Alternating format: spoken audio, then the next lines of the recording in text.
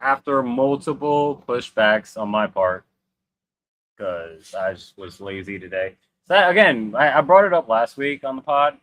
Welcome back, first of all. We So usually do the dap.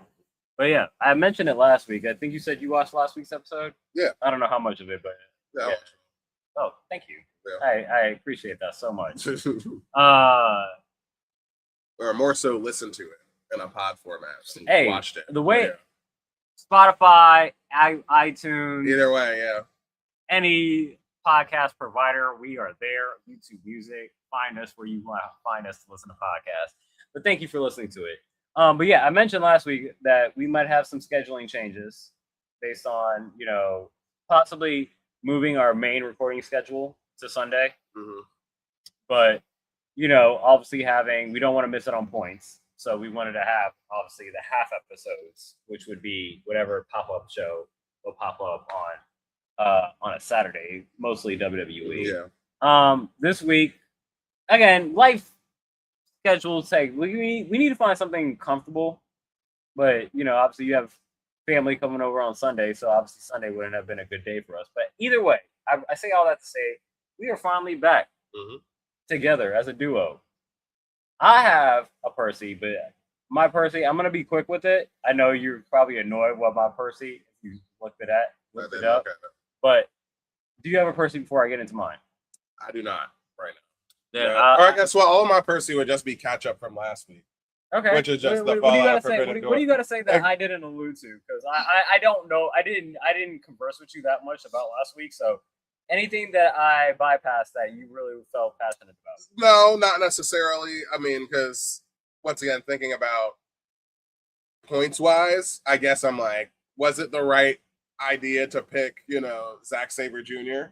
I'm like, New Japan had to get their win somewhere. Exactly. And plus, like, great. I mean, hey, that's what I get for being international or just indie mark, right? Just never believing in people. But anyway, still a great match. I mean, we're going to get to it now, but because, I had Kenny at the end of the year winning. Yeah, so I guess that's kind of well like then, but the thought was. So that's where I'm like, okay, obviously, maybe all in is WrestleMania. We'll get to that. Yeah. So that was kind of my thought. Like, just thought Kenny was going to have to climb the mountain a bit more for the year.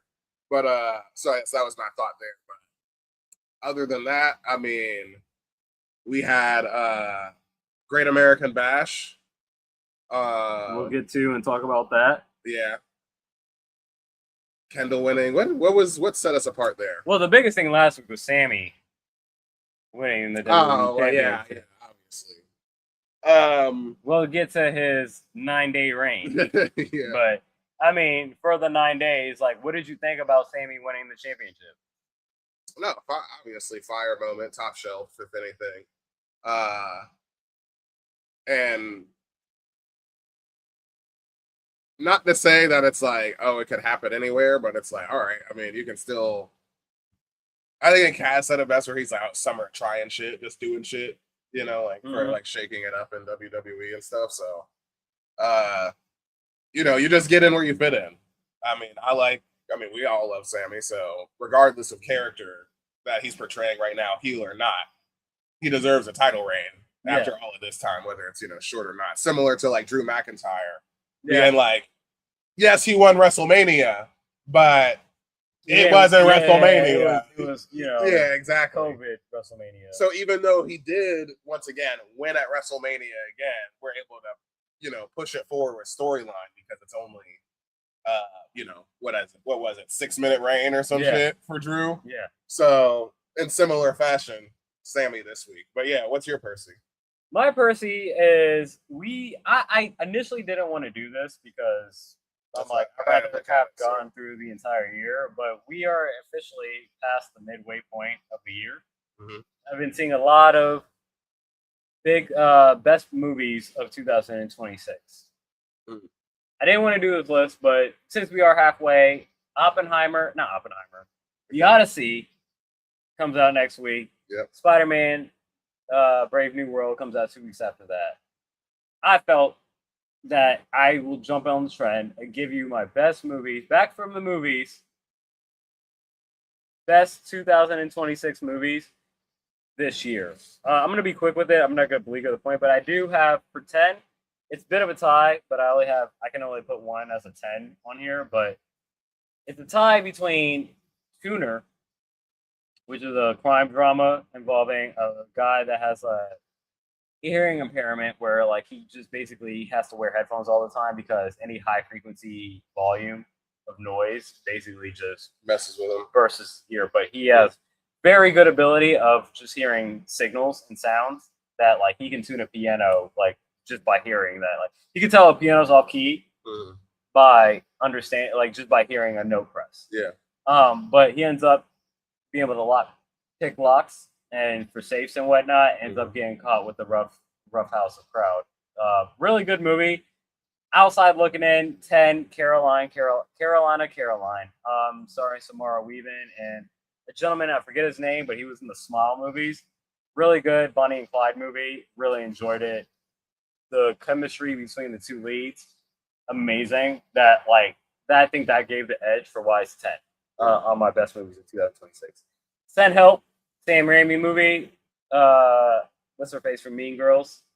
I don't know her name. I know who you're talking about. I can figure her up. Rachel McAdams, Bay. Yeah, Rachel McAdams is hot. Yeah, great movie, Sam Raimi. Again, fun, kind of in the Sam Raimi-ness of movies. We watched it. I enjoyed it more than you probably did. I think you fell asleep during it, but Hoppers. Pixar movie on my list of top 10, but not Toy Story 5. Hoppers. Trina, your wife, watched this with Josiah. Yeah, this is a great Pixar movie. One of the better ones that they put out recently. I enjoy Toy Story 5, but I enjoy this a little bit more, especially it being an original story. So Hoppers at number 8. Ryan Gosling, Project Hail Mary. I've only watched this once in theaters and I really enjoyed it. Maybe on another watch, I might be higher on the list. It's mid-season rank. But right now, yeah, definitely up there. I could see it possibly being like the 7, 8, 9, 10 range of Best Picture nominees. Yeah. But doesn't have it. It's definitely not going to win it, but it'll get the nomination. I can see that. Ryan Gosling, I can see him being nominated for Best Actor. 6, The Furious. I think I told you about this. This is like a Taken style martial arts movie. Deaf man gets his daughter taken from a child. When they kidnap children and put them in, child slavery, child labor, child, all that stuff. Gets her back, but yeah, your storyline simple, action, some of the best action you've seen this century. Highly recommend. I think it's coming on streaming 14th of July. So immediately check that out. You will definitely. You seen The Raid? I have not seen The Raid, but I'm familiar with some of the parts of it. But yeah, there is some homage to The Raid, and then there's obviously a hallway scene that they copied from Old Boy. Similar, not exactly, but you can tell clearly. Whenever you see the hallway scene now, you can tell it was an homage to the Old Boy. But that's number 6. 5, the highest grossing movie made with under $100 million, Obsession. This I think is coming on. It just came on video on demand. Should be on streaming fairly soon. Highly recommend. I don't want to spoil anything for you, but no, not even considering the budget, just the movie itself. No, it should be nominated as Best Picture. Like, it's really good horror movie. It's not going to win, but I see it very in the similar vein of Weapons, where I think Obsession is way better than Weapons, but I'm the outlier with Weapons. But as far as the acting, the main woman that is being obsessed, that has the spell under her, Indy Navarrete, definitely should be nominated for Best Actress in the Oscars this year. 4, family drama, not A24, but in the vein of an A24 movie, Blue Heron. Semi-biographical from the director.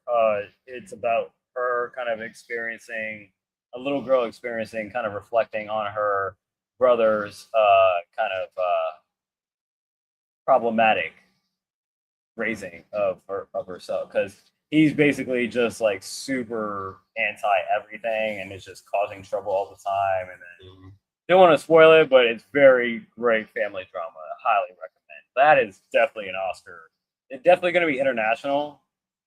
Might be Best Picture nominee as well. Blue Heron. Number 3 is God Is.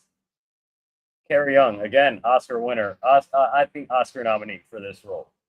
Both the chemistry between her and her sister. This involves the sisters. They get Vivica A. Fox is their mom, and they went through a traumatic experience where they both got burned by their father, but they all ended up surviving. Some have more discards to their body from the fire than others. But Vivica basically asked her daughters to go kill their father, who is Sterling K. Brown, and amazing movie. Yeah. Great acting from Carrie Young. She's 3-time, back to back. Tony nominee winner. First ever for a black woman. She might get her Oscar nomination with this because this was amazing. Great. I think it might be directorial debut from the director, who's also the writer of, I believe, the play as well, because it's originally a play. Number 2, shout out to black woman. Director of the Marvels. I'm blanking on her name. This is my girl too. Bringing up the crew. Nia DaCosta. 28 days later, The Bone Templar. Came out in January. Still holds up as one of the best movies I've seen this year. Amazing. And 28 years later was great, but this I think was easily the better. This is fighting with the original 28 Days Later as far as the best in the series. That's how much I really enjoyed this movie. What's his face? The guy that runs the Bone Temple. I was gonna say you got Dr. Kelson. I was gonna say that's fucking what's his name? Ralph Fiennes. He is definitely nominated for. I think he might be a lead, but I'm not sure how they might position him for the Oscars. Like he's definitely a lead in this movie more than he is in 28 Years Later. But I would not be surprised if Anthony Hopkins they ran him at no, he was much more involved in this movie. But I think like it might be unfair to move him as supporting. But if he ran supporting, definitely winning it. But he's definitely being nominated for an Oscar as either best supporting or best leading actor. My number 1 though, you watched it, you fell asleep. I get it. Nirvana, the band, the show, the movie. No, yeah, that was that. What was the end of Send Help? She ended up killing the boss, and she ended up living a wealthy life because she wrote a book about her survival. Yeah. Oh yeah, I do remember that. Yeah. How'd she kill him? Golf club. Yeah, because she likes golf. Yeah, I do remember that. Yeah, but Nirvana the band, the show, the movie is honestly like that. Honestly, it's not gonna happen. But I say this not even as out of bias. Like that is an Oscar Best Picture nominee. That is hilarious. It's a hilarious movie with stuff like it feels like Borat and like a lot of Sacha Baron Cohen movies where it's like it's clearly filmed guerrilla style. Yeah. And they're going out in public and doing these things. When they jump off the CN Tower, that is legit them doing that. They did that.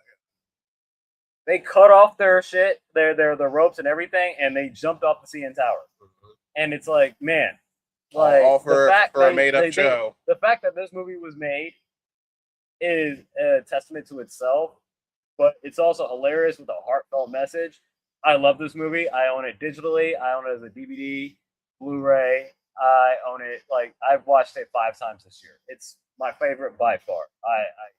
I get if you don't like it. You watched it. It was a fine movie. That's the best movie I've seen. It was really fun for sure. I mean, if anything, as far as saying it's amazing, it's the element of, like you said, the guerrilla aspect and them really doing it. That's what I would say is amazing. And I'm not familiar with them. I've come across them through this movie. The show's been on since 2008. But again, the way they're able, you don't need to watch any of the show, but it's still able to get you, I feel like, engaged to enjoy the movie. But sorry, go ahead. Yeah, I was gonna say it's a fine movie though. It's a good. I mean, the message of friendship is just it's an evergreen. Again, it's a cheat too because it's an evergreen. They also spun off Back to the Future, and Back to the Future is obviously one of my favorite movies. Yeah, they went. So I'm like, you're literally talking about Back to the Future in the movie. So I'm like, of course I'm gonna love this movie. Yeah. On top of it was very funny. And the guerrilla style. biased. That's my halfway mid-year movies of 2026. I will update you when we get to the end of the year. I'm at 130 movies in general in the theaters. 190 of them are 2 movies that came out in 2026. And the other ones are retros. Yeah. So I got 10 more to get to full 100 movies in 2026. That's enough of me to talk about movies. Let's get into the podcast, episode 105. Doors opening. Step back to allow customers to exit. The crowd is the house today. And back again with my tag partner. That's my pro, Moody, coming off the top rope. That's the Re-Up podcast. Oh, we control the avenue of wrestling. Follow us here on this YouTube channel. Like, comment, subscribe, and send us email at wrestlingre@gmail.com.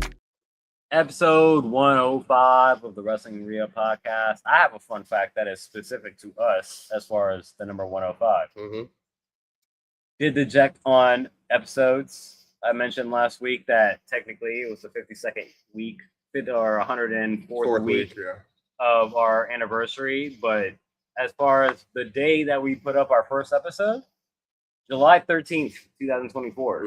So obviously July 13th this year is on a Monday. We will not be recording on that day. Oh, yeah. But hey, this is our anniversary, second year anniversary of the Wrestling Re-Up podcast. Congratulations, sir. For sure. Congratulations. Do you have anything else for 105, or should we just I'm gonna recycle it because this might be the last legit stat that we have. I mentioned it last week. Fastest pitch ever, Aroldis Chapman. 105. Hey, shout out to Aroldis Chapman. Specifically 105. Been in the game for years. It made him an animal. He's like 39 years old or some shit like that, and still acting as a relief pitcher. So shout out to Aroldis Chapman. I always liked him.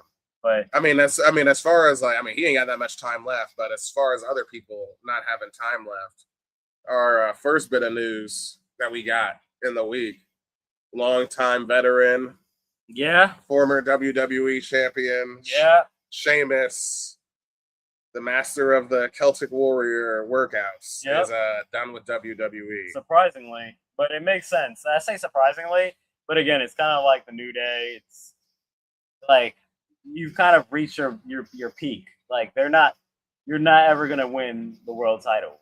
Yeah, on that. So not at this. At the end of at this point, not in 2026. Within regards to WWE, respectively, you're just putting people over at this point. And it's like, bro, like I still got some juice in the tank. Yeah. And I can understand why Sheamus, apparently he was offered a pay cut. Yeah. And clearly, obviously, declined it, which rightfully so. And same thing with New Day, with a lot of people. I'm sure that's and again, I think it's more of a tactic to say, like, we know you're going to decline this and ask for your release. And that's kind of their way of doing it, respectively, compared to, them just outright releasing them. Yeah. Like, you have respect. They just give you a disrespectful offer, you know, and they're like, well, business is business. You know what it is at that point. Exactly. Yeah, so. I'll say R.I.P. Sheamus, but I guess R.I.P. Sheamus with the WWE, I'm sure. Apparently, it's 50-50 on how you R.I.P. Sheamus, long live Stephen Farrelly. Obviously, the next move would obviously be AEW, but word on the street, 50-50 on it, is that they don't have a problem with Sheamus, but they don't want him. They're not keen on the idea of Sheamus going to AEW just for it might take away opportunities to the people that are already there. Mm-hmm. I mean, that's word on the street. I'm not confirming it, allegedly, as the Bodega Boys would used to say. Just to speak on it, I was gonna say I would have him more as I would put him in New Japan over AEW. Okay, and you can just roll with your Celtic Warrior thing and the bangers and all that stuff. You can still just do that hard style. And whatnot. For sure. I got to see him. Physical than you typically. Yeah, because there's plenty of great matches that you got over there. Like, you got Hiromu Tanahashi, Zack Sabre Jr. is still over there. Granted, AEW has become a mini WWE in the sense of like, how many times have you seen this person on AEW? Mm-hmm. They're probably coming to AEW pretty soon, So the only one I can think of that definitely did the opposite was Stephanie, like back here, because the first time I saw her was Mercedes, and I was like, "Holy shit, match of the year!" And then the next thing I heard, she was at NXT. Yeah, because she was on just the trajectory. Yeah, exactly. So, and she was a free agent at that time. But Sheamus will be on the lookout. Good luck to Steven. Yes, Steven Farrelly. We'll be on the lookout for what you are moving forward. But let's get into this major week of wrestling because we had a lot of title changes this week. A lot 4 in total. Top titles too, not titles. Major titles, and mid card titles, to say the least. Let's start with the big one. 9-day title reign for Sami Zayn. Yep. We were supposed to have Cody versus Sami for the World Championship, Heavyweight Championship, but that was put out of sorts because of not Sheamus, Gunther coming out of nowhere, jumping Cody, kicking his head into a car door, or a car door into Cody's head. And we had, quote unquote, the shows in Chicago, and we already knew. We had a good guess of who might be a pairing, but we had to find an opponent for Sami. It's funny because I didn't even think about it until obviously it's Chicago, so the crowd told me like who was gonna be there. He didn't tell you. Like, no, that's what I'm saying. The crowd told me. No, I'm just saying, just like being the show in Chicago. I didn't even think about it. I wasn't even thinking about Chicago. Really, like that wasn't top of mind at all. And then when they said CM Punk, you didn't get to that part of the episode when I was talking about like Chicago. Raw was gonna be in Chicago this week, but I forgive you. Yeah. But or maybe I just glanced over that. I was doing a whole lot of hand cranking. I was like just bending pipe. Pause. The whole. I mean, like a bending pipe. It's all pause worthy. Yeah, that's what I'm saying. Everything that I was doing at work. But anyway, let's move it forward. Yeah, CM Punk beats him for the title in the main event. 9 days. It's more so. I mean, this is where it just clearly becomes like you said, the moment of it is top shelf, where it's like, all right, it's gonna be in the uppies for the moment or the surprise, however much you would put in that at that moment. But like, obviously, the reign wasn't shit outside of like the only thing we could feed into is like more character work because he did a great promo afterwards where he like blew his top and was like, this motherfucker just walks in here after being gone for months and he doesn't deserve shit, and then and it's like once again, he's a justified heel, like he is, because it's like I get no prep for this or whatever, and you're just gonna give me this motherfucker. I got to mention last week, you shouldn't even be fighting on Raw defending the championship. Yeah, exactly. You're a SmackDown champion. What the fuck you doing here on Raw? Because Nick Aldis was out and Adam Pearce was and you lose it. Let me juice up my show that I'm underwhelmingly managing. But yeah, so in that sense, it's like, god dang, like it's pretty far, at least right now. It just made me think of all title reigns for the year, and it's like Darby is still number one. Like, as far as reign over Roman just got the moment at Mania. He hasn't defended shit. He's defended it once so far. I'm not putting Roman, but MJF. MJF didn't do shit.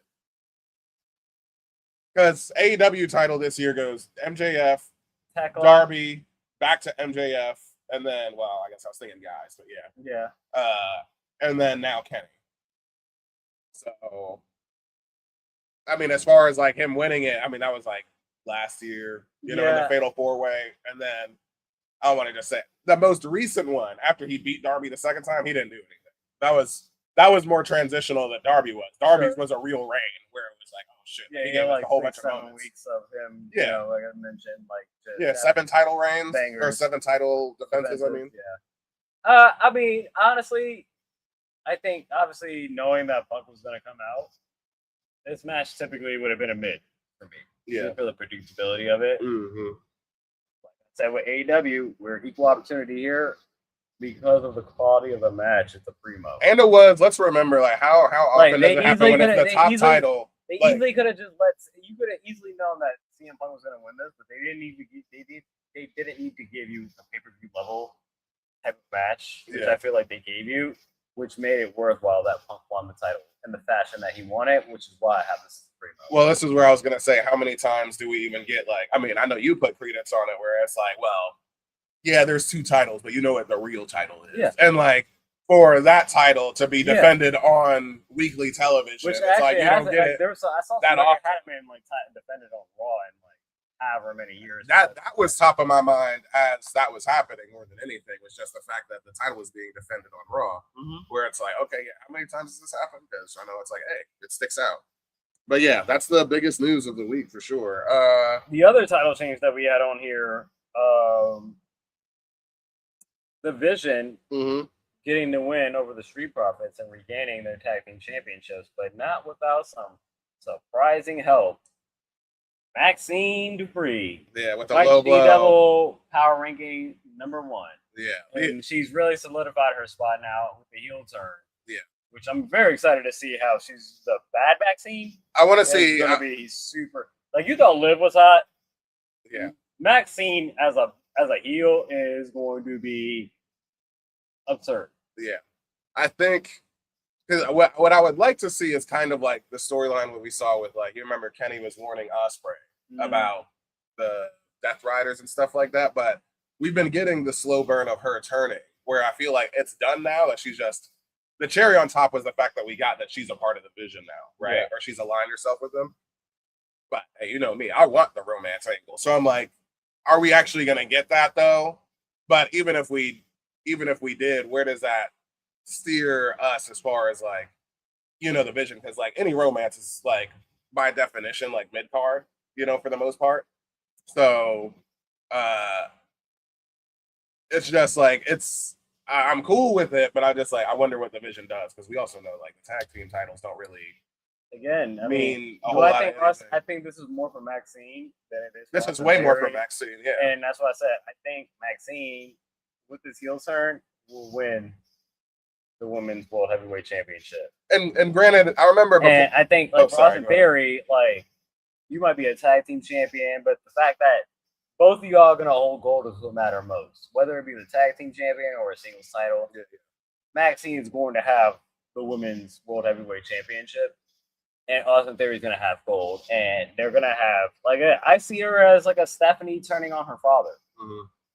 Obviously, there's no relationship between Maxine and some of the people that she's working with like that, but I think it's, again, the good girl gone bad.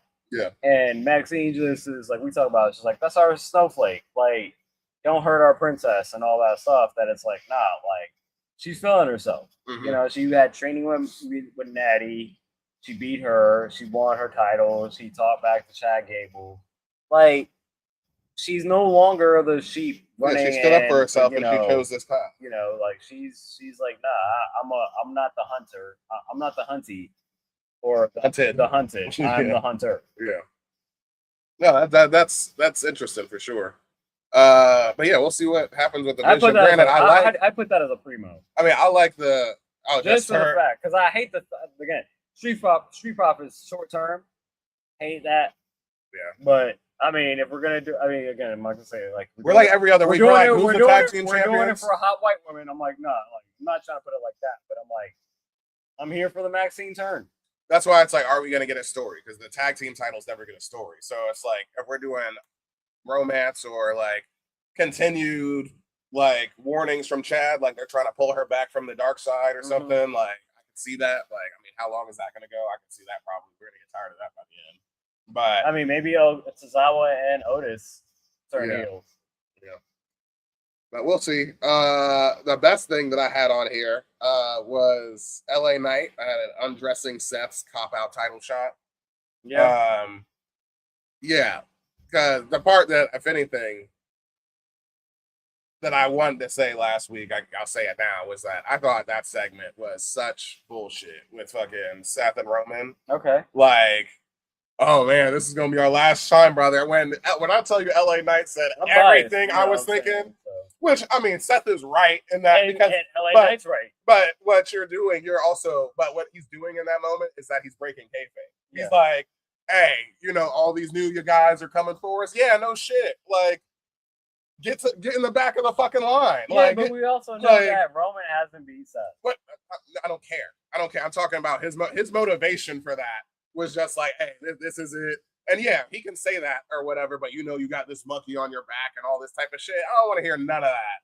Like LA Knight was I understand. 1,000% correct, and I couldn't have been in more agreement with him. And like it was funny because I remember like right when he like it was clearly like his sort of mic drop, like take a breath moment, and like obviously the crowd loves Seth, and like you see them like sort of like take a half second, and then they're like, "Oh yeah, LA Knight, LA Knight." I'm like, "Yeah, he's the one who's right now. We should be on his side." But yeah, I was like, yeah, I hated that segment. I was like, "Oh yeah, I'm just pulling," because that's the effect of pulling rank. Like when Charlotte came back and she was like, I don't. "Oh, Again, like, I don't stand in line. I made the line." Conversations because I'm a Seth fan. So for me, it was a primo. And of course, it's a match we want to see. I gave it a primo. And yeah, that's a match I want to see. It's a match we want to see. I don't feel confident in Seth winning this match. He's not winning. Roman's beating his ass. He's not winning. I think so as well. He's not winning. Maybe not beating his ass, but I think he's either way. His shoulders will be on the mat. Yeah. Either way, ass whooping, bloodline rule, whatever. Seth ain't winning. But regardless, I was just like, okay, fine. What about because again, Seth promised LA Knight a title shot. I don't care. So what about if LA Knight to get that title shot cost Roman his title? I mean, sure. I guess he would like that because he don't like the bloodline. And you get your title shot. You're like, you said I get a title shot. If you have the title, even if he does that, I'm gonna help you win the title. I wouldn't have him winning. Even if he gets that title, because the next pay-per-view would be Roman would interfere. Exactly. So he's not gonna win regardless. So or it won't even be Roman. It'll be fucking Jimmy and Jay. I want my nigga to win. That's all. I just want my nigga to win. Seth is gonna get fucking. I hope super speared even more. Anything else? Yeah, the last bit was just really not even worth mentioning that much, but just another, Paul Heyman. They just told him, hey, go keep the pot warm. It's on simmer. This is again, honestly, on a regular level, this is probably a mid, but we just want to get to the match. Yeah, no, we're done. This is shake until we get. We don't like once you announce it, like you got 5 weeks to just relax. After, and like I said, crock pot, keeping the pot warm. Yeah, that's all. You know what I'm saying? Like, so that was it for. But they had a momentous moment though. Yeah, CM Punk 8-time champion. Yeah, 2 title changes and some shocking turns on Raw vaccine. So that is Monday night, the flagship store of Monday Night Raw. Let's go to the Bodega NXT. Pretty chill episode. Yep. You were a little higher on it. I would agree with you. Layla Diggs getting the win in the Fatal 4-Way for the number 1 contenders for the Women's North American Championship. Obviously, my choice would have been her to win this match, but Black Girls Rock. I want to see a young up and comer, but a little surprised it's not like Lizzie Rain or Izzy Dane. It's maybe even Thea Hale. Like Thea Hale and Izzy Dane are both former. Each one of those women, I would have probably putting my fandom aside. And my bias aside, I probably would have picked each one of those women prior to Layla Diggs. But I'm glad Layla Diggs won that, and just for that fact, she's not going to win against Arya, but maybe she might give us, not a nominee, but honorable mention. Yeah. For match of the year. Maybe, but yeah, this was a primo for match quality, just for all 4 of these women working together. And yeah, just to go to your point as far as power ranking them. Yeah, during the match, Thea and Izzy are both former, North American title winners. So with that being said, I didn't think it was that much of a surprise with Layla because we are getting obviously new up and comers that need more character. Layla Diggs is obviously screaming she needs more character. Yeah. Whereas I don't need Lizzie Rain to win right now because she's a fucking rock star and she's doing her hairspray in the back. But she's been beefing with Zarya. She's in the North American division, but she's a more serious contender because she's a more well-rounded character. She has character and mic and work and the best finisher. So it's you wait on that, So that's where I'm like, okay, and then that was a amazing distance moonsault, perfect parabola, like they show you in algebra class. That was for sure. Yeah, for sure. But the most of the other stuff was mid. Match quality wise, this is where I would take a hit. But Kendall Gray retaining against Natty. What's the predictability? Match quality was good. Yeah, but again, Natty's an all-time pro, and then Kendall was obviously super counts, and you're not going to get a bad match with this. Yeah. It wasn't enough to push it to Primo, Yeah. but standing on the line because obviously they were going to put on a stellar You're just keeping your champion hot. Predictability pushes it down to a bit. Yeah, I did like. So we got the number 1 contenders match. That was a fatal 4-way. Sean Legacy, Sean Legacy and Dorian Von Dux beat Birthright, OTN, and Dark State. I agree with you on that. And again, similar to Layla Diggs, they've been on the screen. They've loosely been catching my attention. But like out of all the teams participating, I'm like, yeah, I'd rather have Sean Legacy and Dorian Van Du challenge for that. Yeah, and I remember because Sean Legacy, he's one of my he's my favorite face from like the most recent call ups. Putting him in the tag team division, I ain't mad at. Cause I remember like he was one of my champions of the week forever ago on like season 1 of Evolve, and I showed you that GIF, and I was like, "What the hell is this?" And it was like a springboard, like Phoenix inside out Phoenix splash he did, and I was like, "What the hell?" Like this guy is great. So I'm looking forward to that match between them and Vanity Project, the fucking 16-year-olds. I'm like, bro, that's gonna be fire. I don't know when they're gonna do it. I think the next pop-up show for NXT is Heatwave, but I'm not sure if they're gonna have a theme. NXT. It should be Heatwave right now. Yeah, we've been going through it. But no, I agree with you. That's second on the shelf of top mids. Is this last mid? How much of it is thirstiness, and how much of it was the actual segment? Yeah, it's the segment. Granted, like I mean, I guess you could segment wise, it goes in fucking Shaker Reggie because it's like just literally when Kaylani was like, "Oh, I feel like a broken record coming out here," and I'm like, "Yes," because I remember this exact segment. I give it more like to Kalani because again, like I have Kalani Sami Zayn to me, where I'm like, yeah, like you should be, you're getting bypassed, and that's bullshit. Sure, but I just mean in the sense of like the production that it's literally like we do. That's what I'm saying. We've seen this exact segment of women interrupting women. Talkers. I think the strongest talker is probably Kalani. Yeah. But even her, like, she's just improved compared to, like, and Lola's, I think, improved, but, like, none of them are the strongest talkers. So we just saw this segment before Azaria won the title, when all 4 of them were coming out there. And we saw it again previously when, I forget, when what's her name was still the champion. And, yeah, Kaylani is in all of those. Yeah. And I'm just like, all right, we got to do something better with the women than them just interrupting each other. Like, that's... I mean, that's the typical WWE trope. Whether it be women, which is why they do it with the women, especially on NXT. But it happens on Raw. It happens on SmackDown. I mean, yeah, of course. I mean, this is about as standard as it gets.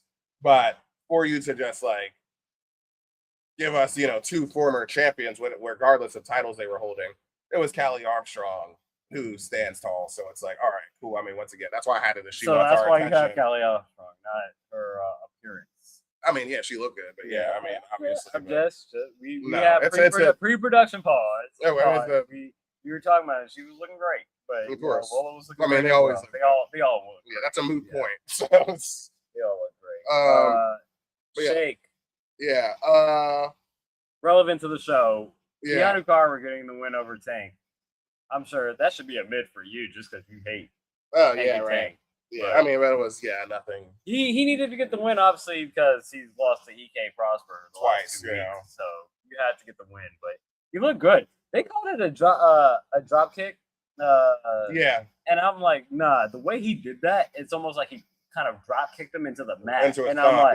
I'm like, that looked really dope. Yeah, I really like that. Because that's like Swerve be doing that, like when it's like the off the ropes, like.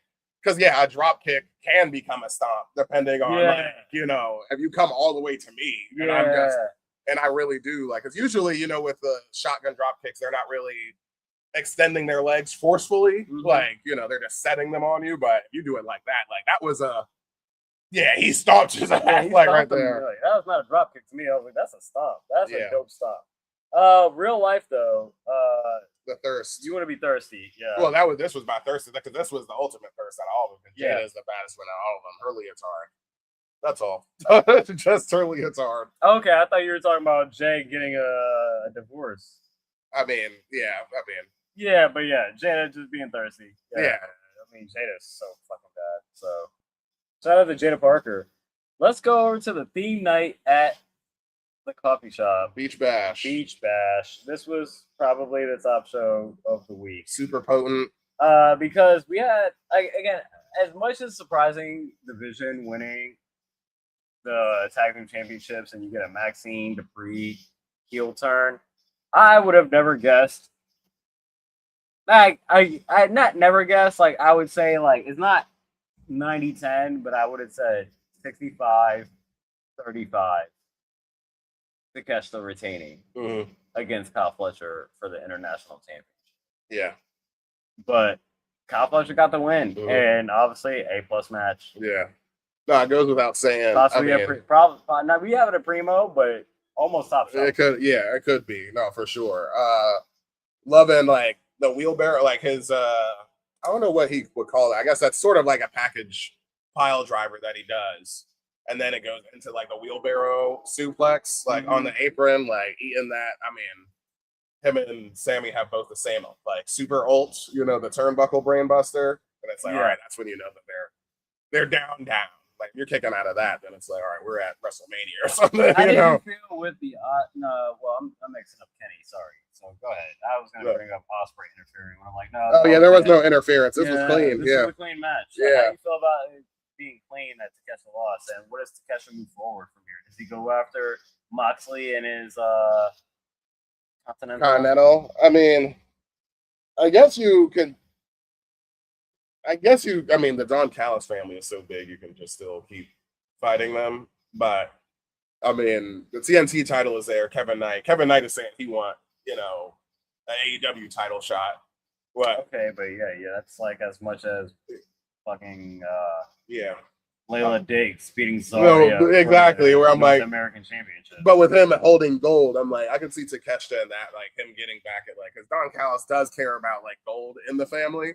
So I know gold. Yeah, if you just lost the international, then maybe you go after the TNT. But yeah, it will be interesting to see where he goes because right now he's like, we know the conglomeration is just like the loose group of faces that are like the conglomeration. They are friends actively, but like anybody else who's a face can like sort of like get in. So it's like he's already got backup. This obviously doesn't hurt Takeshita. But again, I'm just trying to figure out like, is he getting graduated? Yeah. Does he get back with Kyle Fletcher and regain the title at some point, or does Kyle Fletcher just set him up? But I'm like, even if Kyle Fletcher, if he had a rematch and he lost Kyle Fletcher, clean again. Yeah. Where does Takeshita move forward? Because clearly that's the question. One of the young pillars. I mean, if building up for the company. If I would have him, like, if I'm booking, then yes, I would say yes, move up in division. AEW title. Is that Mox or is that MJF? Is that Will Ospreay? Is that Kenny? I mean, he's a single AEW title, so Kenny right now, but maybe a Swerve. So yeah, at least as part of the story, like something a rivalry, drew up until like I've graduated. Yeah. But yeah, I honestly, both of our primos, because we're burying the lead here. Which one was more surprising? Because obviously the major. More surprising, I would say, is Fletcher. More surprising is Fletcher. Because I said the major title change here is Kenny Omega. Yeah. Winning the title.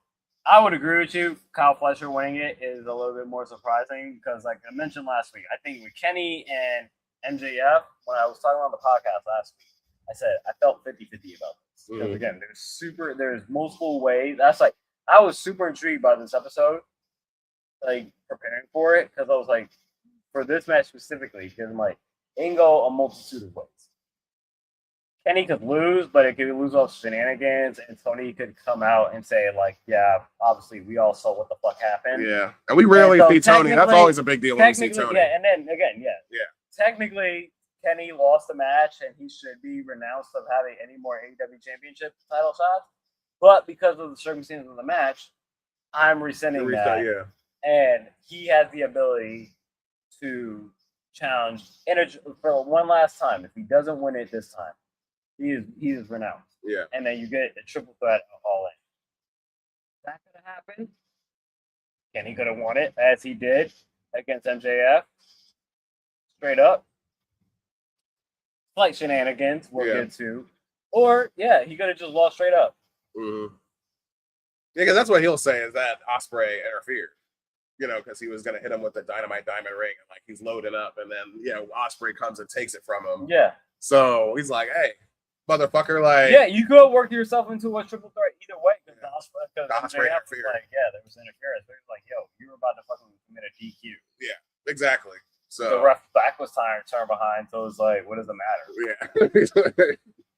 Oh no, it will be interesting. What would I have him do? Prior to finding out that Kenny wins this match, what was your prediction?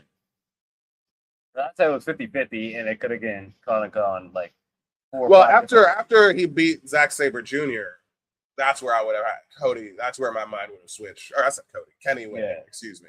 Yeah. Because like I said, I had him at the end of the year. So it's like with him, you're keeping him hot, beating ZSJ. I'm like, okay, he's winning. That's why I was so confident. But like with the stipulation. Yeah, even with the stipulation, I was pretty confident. He was gonna win the title at the end of the year. Oh, no. I'm saying because I had him at the end of the year. Yeah. And then last week we saw he beat Zack Sabre Jr. Yeah. Because I had him losing. Yeah. That would have gone with my booking of him at the end of the year. But since he won, I was like, okay, yeah, he has a lot more momentum right now to do it now versus, waiting until the end of the year to fight Ospreay. Facts. Yeah, and again, that's what changed my mind was Forbidden Door. I think a lot of it, again, when you think about, similar to Cody, CM Punk winning the title on Monday. No, I love Sami. Sami is one of my favorite wrestlers. That's not a match that we're coming here for. Honestly, I've never probably said this even to you off pod. Sami's probably one of my favorite wrestlers of all time. Like, I love KO because, again, KO has that, like, again, a lot of them is like Eddie and Sami. Like, they have a little bit of like, they're great wrestlers, and as far as like I guess they're great sports entertainers, but they're also great wrestlers. Yeah. And so you can take them for each side, right? It's like yeah. I love Sami for being like the paranoid, everyone's against me, or I'm the last good guy, or El Generico. And I ain't even watched El Generico like that, but I know that's an aspect of it. Or the supreme underdog, or the honorary Uso. Like, Sami is a sports entertainer at heart. He's the best actor, also, for sure, the last 10 years. And Kevin is also like that, but Kevin does it primarily through, being like, I'm the only nigga that watches the goddamn show. Yeah. I will call out shit from fucking 3 years ago and say, like, what the fuck are we doing here? Do you not remember the episode of March fucking 14th, Monday Night Raw? Yeah. Where this happened? Yeah. Like, just being a super Reddit nerd. Like, that's Kevin. Awesome. And then, obviously, worker level, both of them working level. But, like, Sami. But with that being said, Sami is on there. But I'm like, man, Kenny winning this. And you're like, Sami is not main eventing SummerSlam. Yeah. That's the problem. Now, it's different because MJF could obviously main event All In. Yeah. But he has done it. Yeah. SummerSlam, you're not getting Sami versus Cody Rhodes. Cody, yeah. It makes sense from a storyline standpoint, but you'd rather have CM Punk and Cody Rhodes. Yeah, like, and you'd rather have fashion. Yeah. You could have MJF versus Will Ospreay. And that's fine, honestly, for AEW. That actually is a main event. Yeah. It's Kenny, especially for the fucking hardcore New Japan nerds, like wrestling nerds. Yeah, that know the history of their rivalry and stuff. Yeah. It's Kenny and Will Ospreay at All In, and possibly Ospreay winning it. But like I mentioned last week, is it Austin at WrestleMania 17? A turn of some type. He wins the title, but he turns heel. Yeah. Yeah, that's just what it is, and then it's so that's where it's like that's the moneymaker, and I mentioned it pre-pod last week. I brought it up. IWC was tight that Ospreay and Swerve. They were kind of down on the match because 30 minutes into the match, Swerve hits Ospreay with his finisher, kicks out one. and people were like, "Bro, like, how you be in a 30-minute Iron Man match and then you get hit with a finisher and you kick out at 1?" Yeah. Kenny kicks out on 1, and I'm not familiar with his New Japan work, but people are like, "Nah, that's all good old Kenny." Yeah. How you feel about that? Like I said, Because you love the Ospreay and Swerve match. Yeah. I mean, You didn't have a problem with that. I don't ever have a problem with it. If it goes 30 minutes in, I don't have a problem with that because we're talking about storytelling. Like, were you watching the match? Like, you know what I'm saying? It's the wrestling spirit. That's what you're watching. He's hulking up. Like Kenny. That's because like the best ever at the kick out at 1. Kenny because that's Kenny's wrestling. I'll give you a take. The best ever at kicking out at 1 is Hulk Hogan and Kenny Omega. That is like one of his things. They had a match together? No, I'm saying at least at doing that thing specifically. Because it is the story of, the people behind Hulk Hogan or, the story of Kenny, like this is his last shot. You know what I'm saying? Like he's able to like summon that from within. He's the best bout machine. That's just the character. You know what I'm saying? So it's like, I mean, granted, it's the same. What I would echo is like kind of like when you mention like Moxley, you're like, man, he just bleeds like a stuffed pig all the time. And I'm like, if there's anybody who has earned to do that every time, it's Moxley because that's his style and shit like that. But if that was to be somebody else who's doing that, it's watered down for sure because that hasn't been earned. You know what I'm saying? So it's like, yeah, if I see Speedball kick out a 1 after, a brain buster, a turnbuckle brain buster from Fletcher, I'll be like, well, yeah, what the hell is that? You ain't Kenny Omega. You know what I'm saying? So with that being said, Ospreay is the heir apparent to like, best wrestler in the world. You might as well just say, I mean, best wrestler 2 years running. You know what I'm saying? So it's like, no, I don't have an issue with that. Like, what are we talking about? Do you have eyes? So have you been paying attention? Early predictions. Obviously, this won't count. You have all the opportunity to change your opinion before we actually make full prediction. Who you got? Ospreay, Kenny. Ospreay. Is there a heel turn, or is he winning? I call it clean. Ospreay. Death Rider interference? Maybe. Does that make if he's heel or not? Either way. I got Ospreay winning. Okay. Yeah. Okay. But yeah.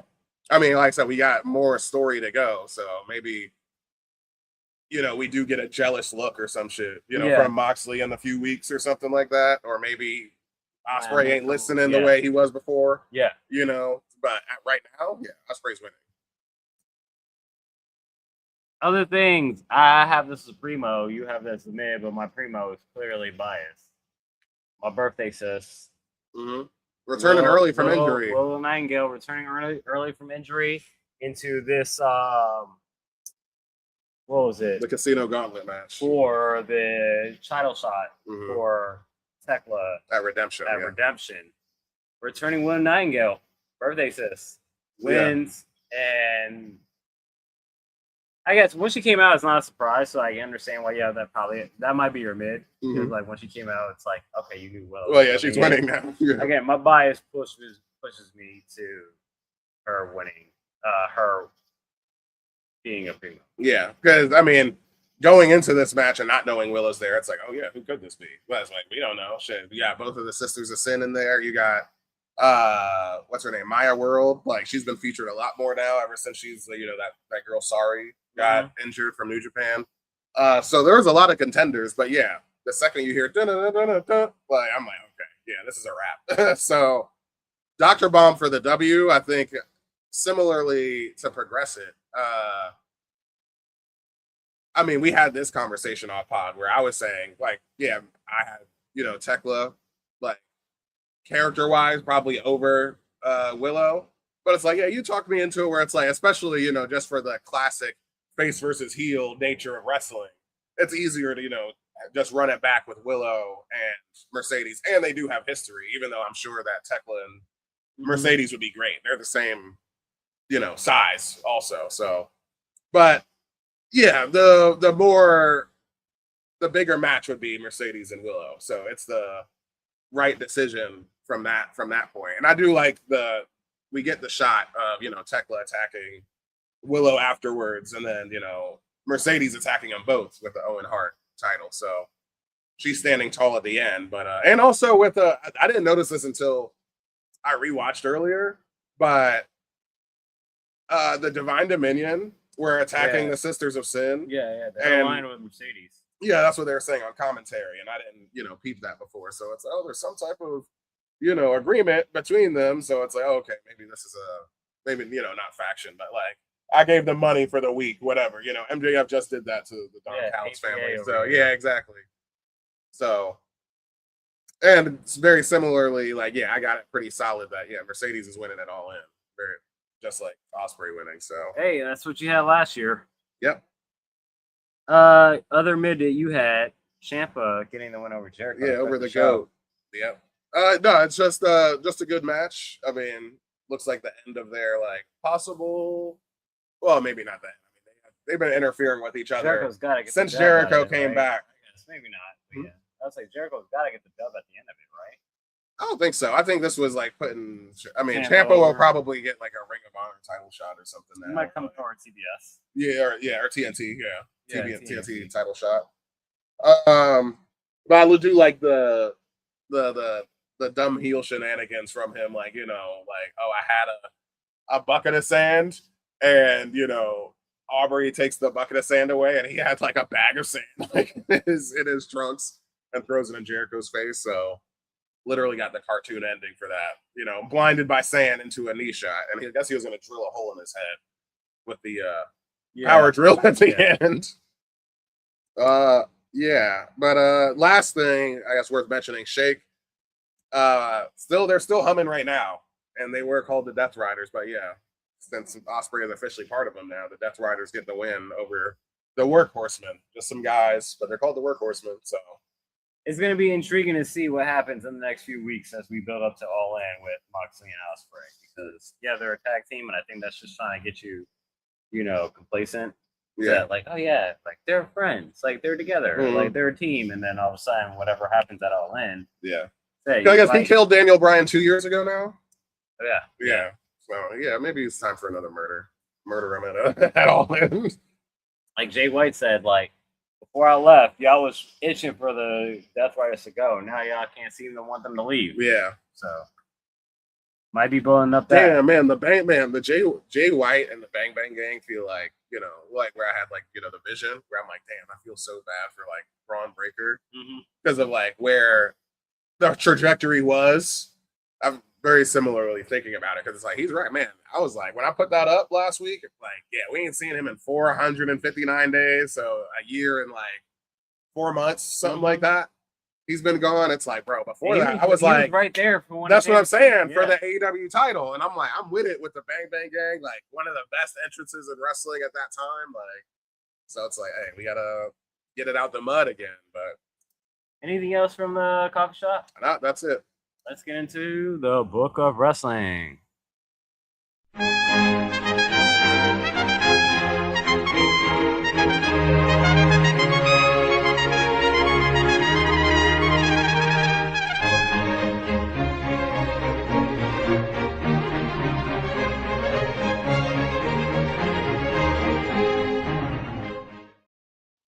2 items on the Book of Wrestling. Which one you want to take?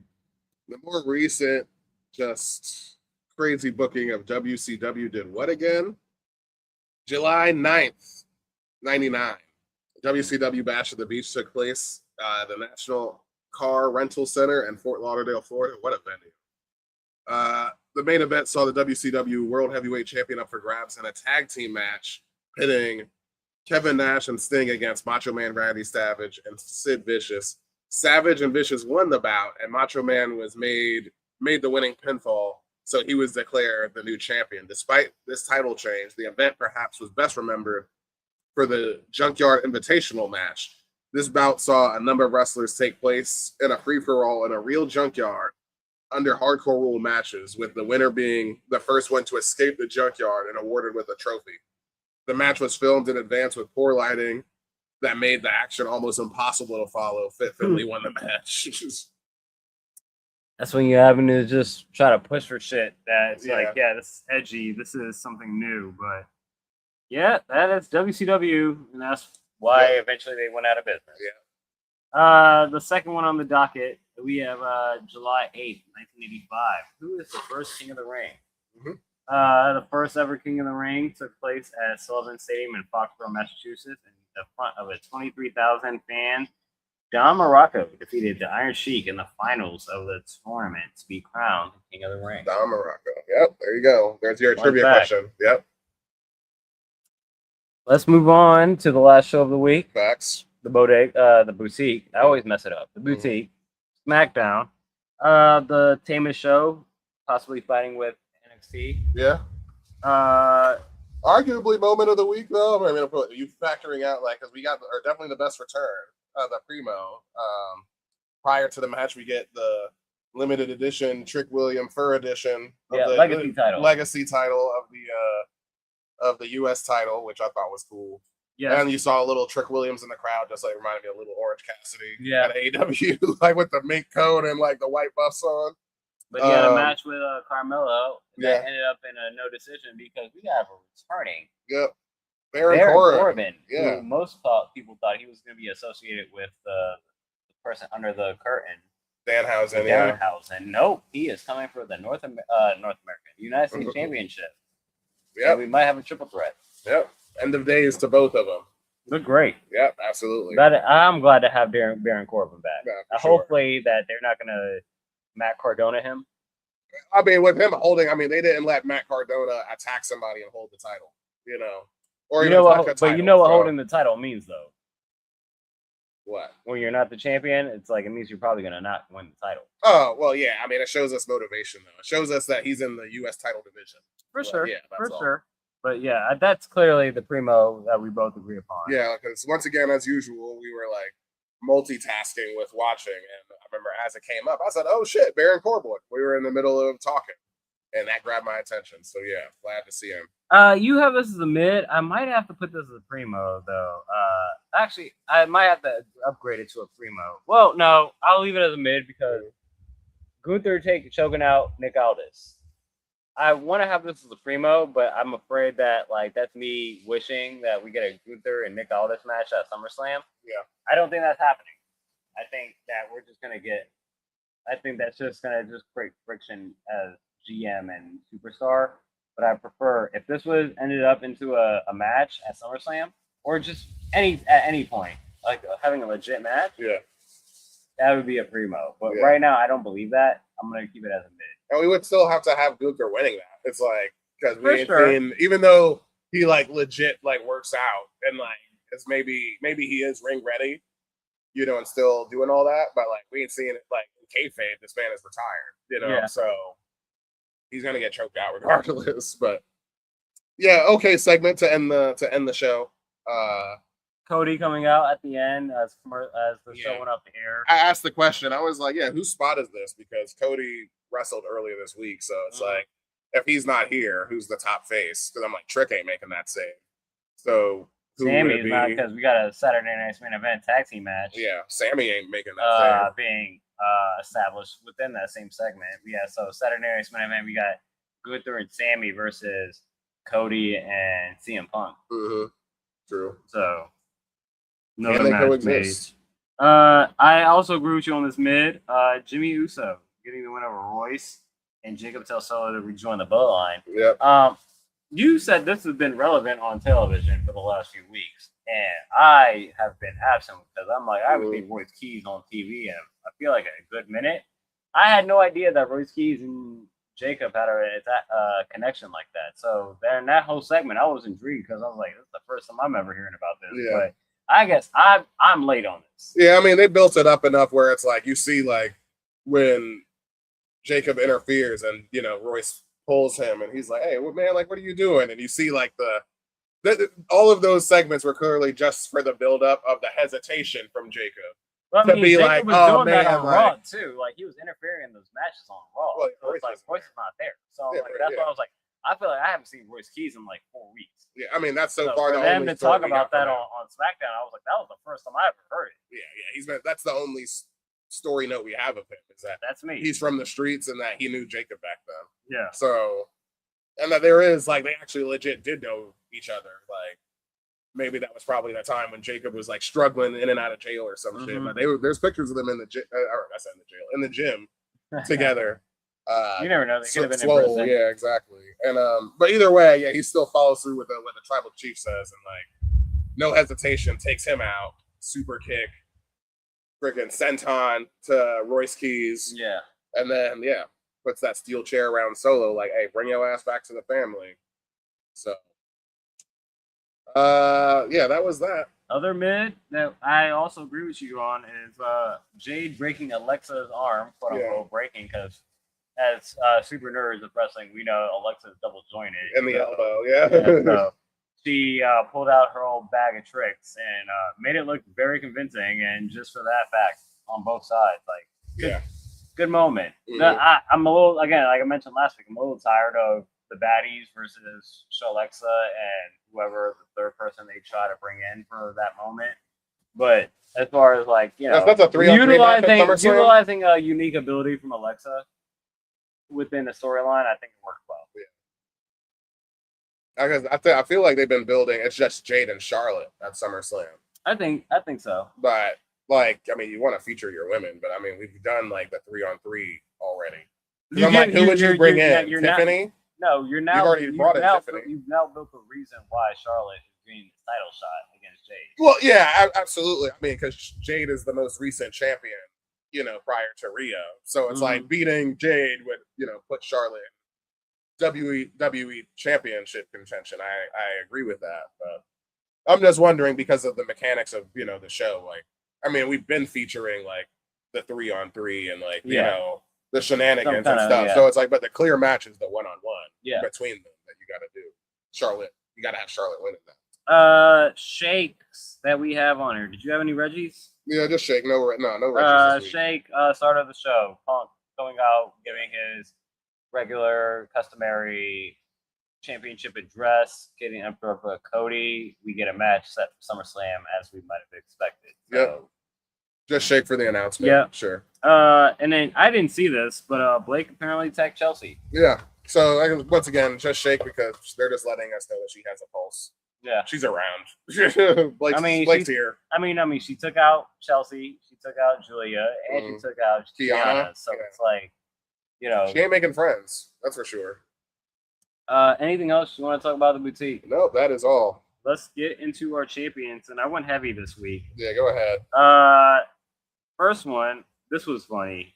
The Russell Westbrook. What? Y'all niggas tripping. Yeah. I'm out. Club 520 reacting to AEW. This was I think I did see this. This was who was it? Who's the Death Riders? Daniel Garcia versus I'm blanking on the video. Oh, hold on, please bring it up real quick.